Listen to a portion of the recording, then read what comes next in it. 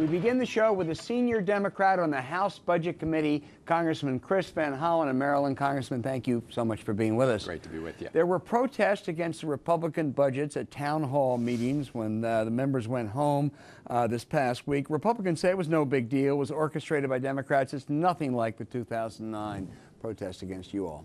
Well, what's happening is the American people are figuring out exactly what is in the Republican House budget. And at its core, they made a decision. They said that we're going to end the Medicare guarantee. We're going to force seniors into the private insurance market where they'll have to eat the rising costs of health care. At the same time, they provide another round of tax breaks to the wealthiest in America. So the fact that the American people are rising up on this issue is a very important part of the process. And how big a campaign issue will that budget be in 2012?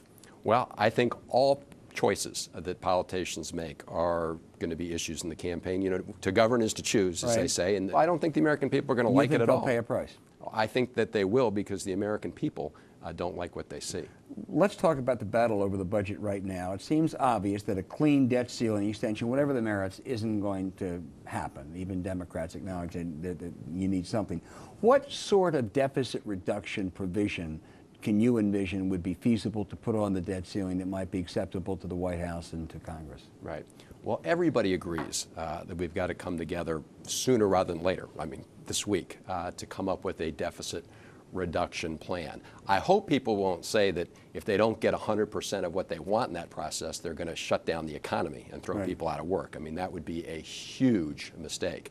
But in terms of the outlines of a plan, I think the president's proposal to create a debt fail-safe is the right approach, or at least one approach that should be looked at. In other words, let's set a target for deficit reduction.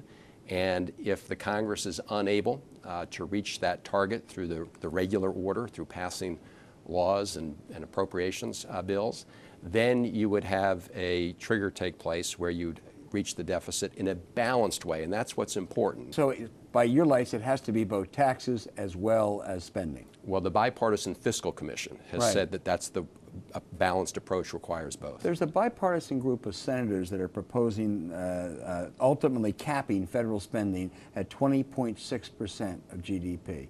Is that something that's worth considering? Again, that's not a balanced approach. If you're just looking at the spending side and not talking about revenues, not talking about getting rid of some of the huge subsidies the big oil companies are getting, not talking about the Republican plan to provide another tax break to the folks on the very top, then you've got a lopsided approach to this issue. So any side deal has to be balanced with both revenues and... You've got to have a balanced approach. Congressman, do you also agree that any long-term fix, or whatever we call it, on the deficit has to be balanced in that it has to include entitlements, including Social Security, as well as revenues? Well, on Social Security, I think the best way to deal with that, and that was not part of the Republican budget in the House, is the model that Tip O'Neill and Ronald Reagan used, where you're focused specifically on making sure you shore up the long-term solvency of Social Security and don't get it mixed up in the other deficit reduction so you do that separately? Politics. Yes. With a commission? Or the kind of approach that, you know, Tip O'Neill and Ronald Reagan took, just sort of a summit dealing with that issue where everyone understands that the focus is on making sure that beyond the year 2037, because Social Security is sort of fully covered 100% through then, that you make whatever changes are necessary to keep it going beyond that. There's a lot of talk about record oil industry profits and maybe some money there for the government. John Boehner last week, your speaker, said Congress ought to look at oil subsidies and they ought to be paying their fair share. Within a day or two, he began to walk back and say, no, I'm not interested in any kind of taxes on oil companies. You're the ranking Democrat in the House Budget Committee. Is oil company profits and taxes a possibility in these budget deliberations, and what will you do on the House floor? Well, sure it should be, and it was part of the alternative Democratic budget that we put forward. Look, at a time when you've got huge oil company prices, and nobody can argue that they need these taxpayer subsidies to motivate them to go and to drill for more oil. When you've got a big deficit issue, we should ask for some shared sacrifice, and certainly the oil companies that are making these big profits should pitch in. Can you get a vote process. on the House floor on that? Well, Speaker Boehner indicated that he wanted to do something about it. As you said, he sort of walked it back, but others on the Republican side have said that they got to take a look at this. President Bush, at the end of his term, said there's no justification for these extra subsidies to So in big the oil. weeks ahead, this may well be on the table. I think it's very much on the table. Soaring gas prices. Anything can be done about it, and who's going to pay the price for it? Well, there's no silver bullet on soaring gas prices. There are lots of factors that feed into this. The one thing we do need to look into very closely, and the Justice Department is doing it, is to what extent there's excessive speculation in the market, to what extent people trying to hit certain positions and manipulate price, if that's a factor. Now, if that is a factor, then the president should very seriously consider releasing some of the oil from the Strategic Petroleum Reserve. If that gas prices go up to $5, $6 a gallon, that's real bad news for Barack Obama. Well, right? it's bad news for America because of the impact on the economy. And if there is a bubble out there, and frankly, the CFTC and the regulators have been trying to look at this, and a lot of the Republican members have been trying to gut their funding so they don't have the ability to oversee this process. But if they make a determination that that's what's going on, then under those circumstances, I think it's very justifiable to release some funds from the strategic petroleum, and the American people would get a pretty good price on the market at the current One price question on campaign finance reform. You brought a suit on disclosure against the FEC. The White House is planning to issue an executive order requiring all federal contractors to disclose political spending. Republicans and the Chamber of Commerce say this will have a chilling effect, and this is just trying to do through the back door what you can't do legislatively. Well, that's totally wrong. All this requires is disclosure. The Republicans are trying to put out the story that this is about trying to chill freedom of speech. This doesn't prevent anybody from running any ad and saying whatever they want. It simply says, if you're going to run that ad, tell the American people who's funding it. People have a right to know what interests are at play. It should not be a secret process. It should be a transparent process. And when do you expect the White House to put out the executive order? I don't know exactly when they're going to do that. But you do expect the White House to do an executive order? By all accounts, they're planning to do that, because what's the issue here? If you're a federal contractor, let's say you're a big military contractor, and there's a big vote on the floor of the House on a big weapon system, why should you be able to secretly fund the campaigns of people who voted in your favor and secretly fund opponents to people who might have voted against you? That has a terrible impact on the political process. And what we're saying is, if you're getting lots of federal taxpayer dollars, at least tell people. It doesn't say you can't spend them on campaigns. It doesn't limit what you can say.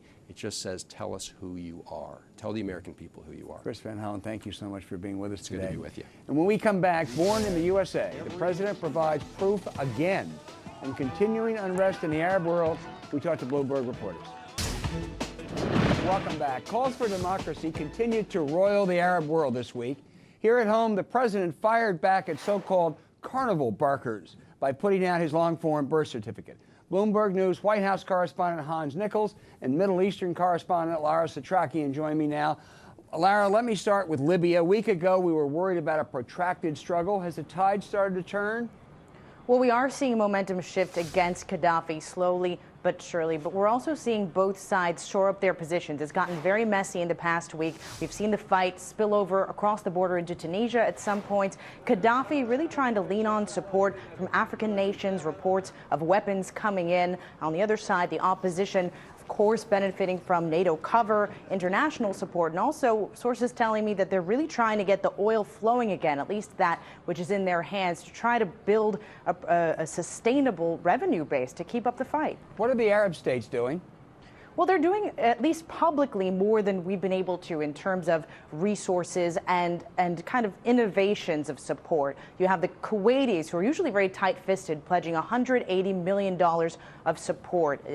Donors here in the UAE credited with setting up an alternate cell phone network that they're using out of Benghazi. And of course, the Qataris, still the tip of the spear. Those same sources describing to me some of the ways they're helping, everything from airlifting the wounded to finding ways to shore up the politics of this, really going in and getting their hands dirty to do everything they can to support the opposition. Also taking on this very complicated process of exporting and marketing their oil. It's everything from working out the paperwork and the payment.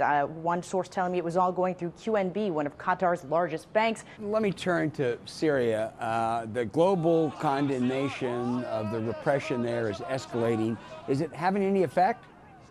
Not so far, at least not in the practical sense of changing the way Bashar al-Assad and this military intelligence complex that stands behind him are really approaching these protests, which is to say beating them down, trying to clear and hold these restive areas. The EU could potentially have more impact. They have more economic leverage, diplomatic leverage in Damascus. And just across the board, this has been the week where the world stands up and starts to talk about Syria in very harsh terms. So it could have a long-term effect. But for now, Bashar is really just doing everything he can to push these protests down. What's the betting in the region? Assad survives or not?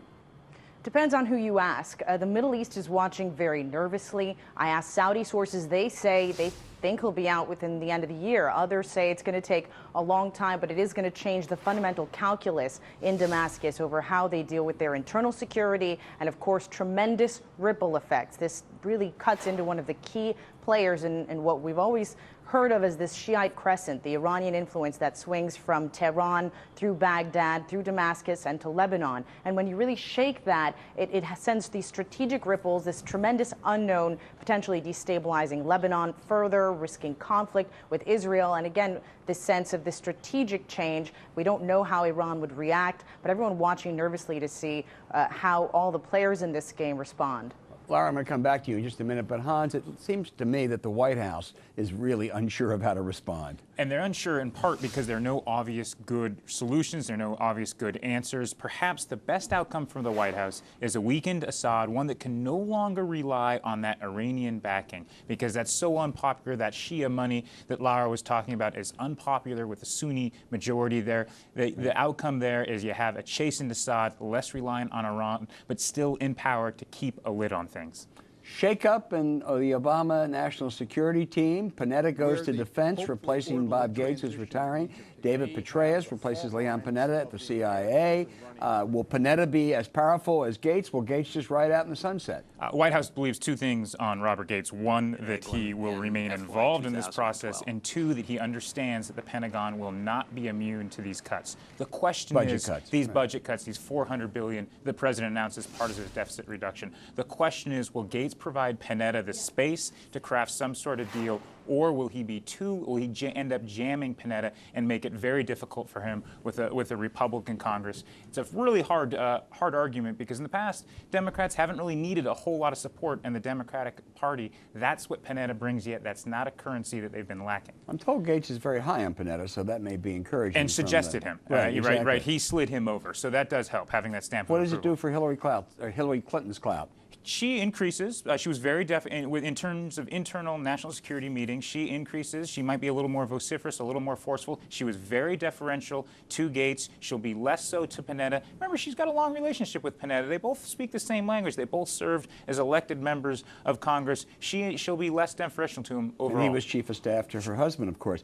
David Petraeus, keeping him inside the tent. What are his potentials and problems at the agency?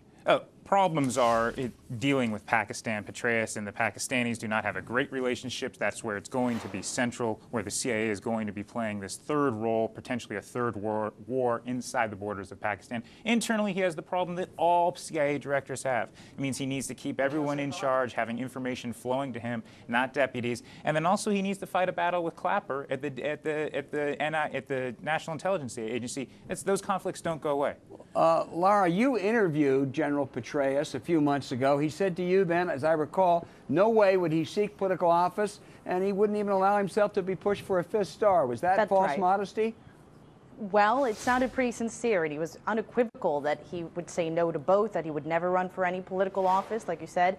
But what was clear from that conversation is that he may have a strained relationship with the Pakistanis, but he's certainly bringing in a tremendous set of insights and experience in some of the hottest zones of global terror in the Middle East and in South Asia. We had an extended conversation about that. Okay, Lara, thank you very much. Hans, a quick final question to you, the birther. Did Barack Obama make a mistake by elevating the issue with a White House release? release. There's a debate inside the White House beforehand. Afterwards, everyone thinks the White House, the president made the right decision. They've been hurt by not having someone to run against. Now they can run against Donald Trump on cultural issues, and on budgetary issues, they run against Paul Ryan, who wants to privatize Medicare, privatize Medicaid, take it all away. White House is very happy with how they played it. In their fondest dreams. Hans, Nichols, Lara, Setrakian, thank you both. And when we come back, Republican lawmakers hear a mouthful from constituents during the congressional recess. The last word. Right after. Welcome back. We'll go to Margaret, Carlson, and Cato Byrne in just a moment. But first, Federal Reserve Chairman Ben Bernanke hosted the first ever regularly scheduled press conference in the history of the Fed. How did he do? Let's ask our chief economics correspondent, Rich Miller. Rich, the skies didn't fall, the tides didn't stop, life didn't end as we know it. Welcome to the 21st century, Ben Bernanke. How did he do? He did very well. I mean, this wasn't the royal wedding, but in Washington terms, this was high drama. As you said, the big fear at the Fed and why they haven't had a regularly scheduled press conference in their history was that he would make some huge gaffe. The markets would go zooey. That didn't happen. In fact, the stock market rallied. One hedge fund manager I talked to afterwards said this was a home run. Well, one reason I suspect you liked it is because he did on the one hand, on the other hand. Is he stepping on the accelerator a little bit to try to combat the sluggish economy, or is he putting his foot in the brake because of inflation fears? Well, I mean, I know how often you criticize me for being on the one hand, on the other hand, but he did. He played it straight down the middle. He said basically, we're not going to do QE3, this quantitative easing 3, because I'm a little worried about inflation. But we're not about to start raising interest rates anytime soon because I'm worried about unemployment. And he was helped in this kind of right down the middle position by the reporters. I mean, half the reporters asked him, why aren't you doing more about unemployment? The other half asked him, why aren't you doing more about getting down inflation? So that made him, he was in the happy middle. It also showed the limits of the Federal Reserve, didn't it? For instance, gasoline prices. There's almost nothing he can do about gasoline prices. Yeah, I mean, it did. I mean, I guess this was kind of one of the things that, you remember The Wizard of Oz and you sort of ignore that man behind the screen. It came out that, the Fed is not as powerful as many of us think. Gasoline prices, they can't go out and start drilling for oil. Sky-high unemployment, there's very limited limits that they can do. I mean, the one thing he said he can control is inflation, and he tried to, calm any fears that he's going to let that get out of control. Well, on the jobs front, he told our Scott Lamon it's continuing to get better, but slowly. GDP report came out, very disappointing. What's your crystal ball tell you about jobs? Well, I mean, Bernanke and a lot of the private economists said the sharp slowdown in first quarter growth is transitory. The key is whether businesses sort of also view it as transitory. If they view it as transitory, they're going to keep on hiring. But if they see this, as a start of another slow patch, they might cut back on hiring. And there's a little bit of a warning sign in unemployment claims, these weekly unemployment claims that we get. Recently, they've stopped declining and started going back up again. So that's a little something to watch. Okay, thank you for using both hands, Rich Miller. And we'll return to this. Margaret and Kate, let me ask you first, the Donald, Margaret. Did he come out of the birther issue a winner or a loser? Well, going forward, Donald Trump will be like Charlie Sheen hosting an infomercial, only without the shiny diamonds for 1999. And he will lose steam over time. President Obama did Republicans a huge favor by taking away the shiny diamond.